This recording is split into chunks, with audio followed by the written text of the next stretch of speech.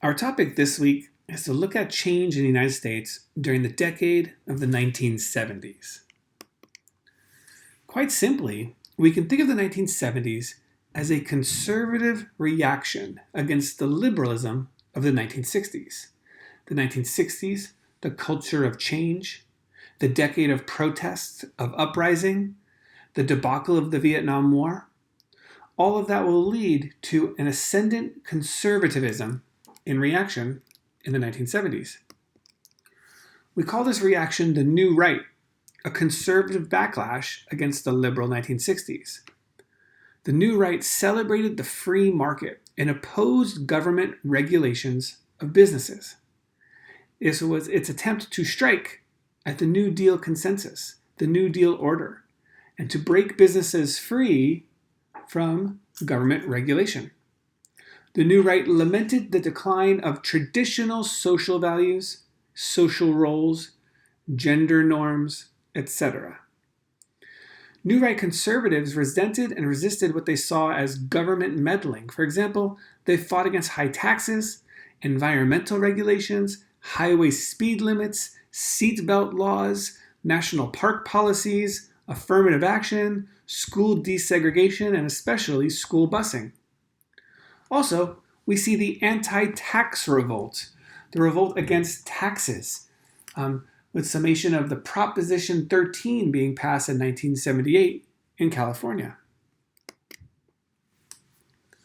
Let's look at the presidency of Richard Nixon, the first president of the 1970s. When it came to foreign policy, we can use the term Vietnamization. This is Nixon's method to achieve peace with honor in Vietnam, to withdraw U.S. troops, but to increase financial and weaponry support to South Vietnam in their fight against North Vietnamese communists. This also meant the expansion of bombing. Furthermore, secretly to the American public, Nixon invaded the neighboring country of Vietnam, Cambodia, in 1970 and expanded the bombing of North Vietnam. Finally, in 1973, with the Paris Peace Accords, the United States withdraws from Vietnam in defeat. Also in that year, we see the CIA conduct a coup with the approval of Richard Nixon to remove a democratically elected leftist president, Salvador Allende, in the country of Chile. Nixon also becomes the first president to visit communist China.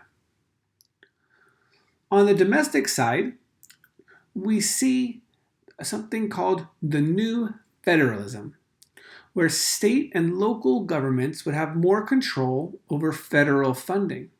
This was seen as a conservative victory for southern states.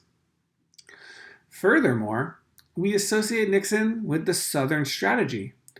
In order to win support for the Republican Party in southern states, Nixon delayed integration plans and slowed down the rate of civil rights progress.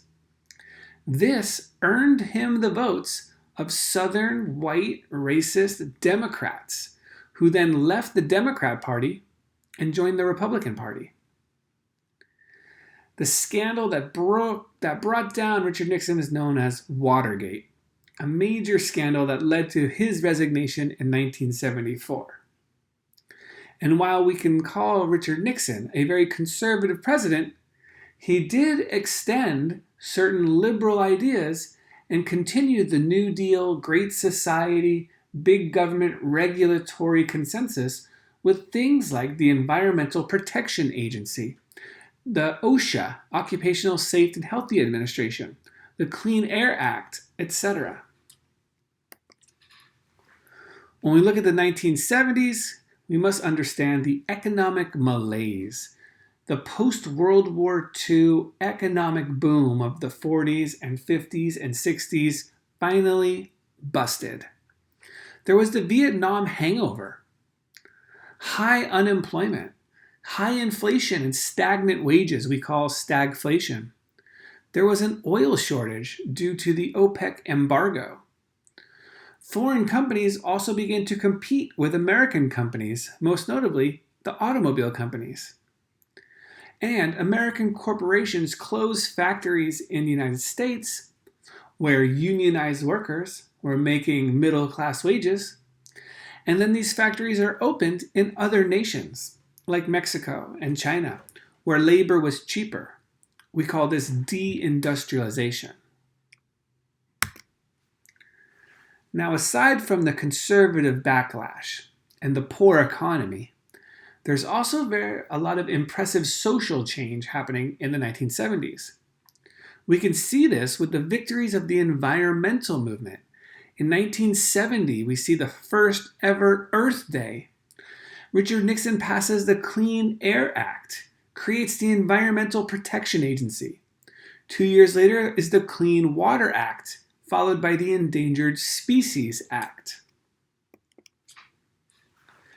Influence from the Black civil rights movements of the 50s and 60s, we see Latino movements in the 1970s, with some victories including Cesar Chavez and the United Farm Workers Organization finally gaining their union collective bargaining rights in 1975.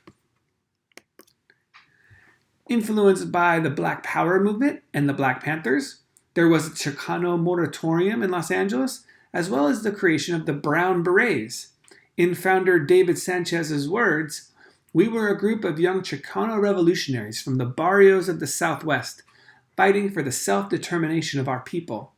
We organized in our barrios, published a newspaper, La Causa, ran a free clinic, and fought against police brutality, as well as against the war in Vietnam." There was AIM, or the American Indian Movement, with their major accomplishment, the Indian Self-Determination Act of 1975, which finally granted greater autonomy to tribal nations. We also see the gay liberation movement.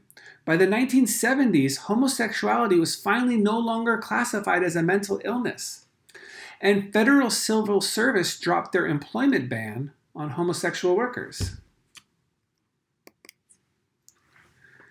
The Asian American movement fought to improve living and working conditions in urban ghettos and rural areas by operating Serve the People programs, again influenced by the Black Panthers, that provided badly needed social services, fighting against the displacement of poor people by urban redevelopment and organizing workers.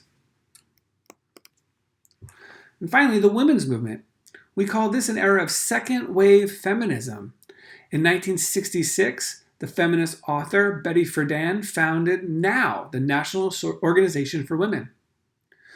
We also saw the campaign for the ERA, the Equal Rights Amendment. In 1972, Congress passed the Equal Rights Amendment, and President Richard Nixon showed his approval of it. However, 75% of the states did not approve.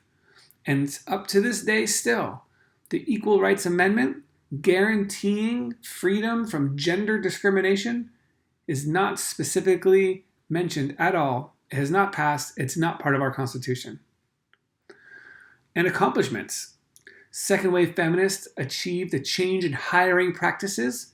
Women began to enter professions which were dominated by men, like law, for example. And there was the 1973 court case of Roe v. Wade, in which the Supreme Court ruled that states could not prohibit a woman's right to an abortion, at least in the first trimester of her pregnancy. Finally, let's reflect on some of the big changes, what we must remember about the 1970s. Environmental problems and environmental accidents led to a growing environmental movement that aimed to use legislative and public efforts to combat pollution and to protect natural resources. The federal government established new environmental programs and regulations. Because of the Vietnam catastrophe and the Watergate scandals, public confidence and trust in government's ability to solve economic problems declined in the wake of economic challenges, political scandals, and foreign policy crises. The 1970s saw growing clashes between liberals and conservatives over social and cultural issues, the power of the federal government, race, and movements for greater individual rights.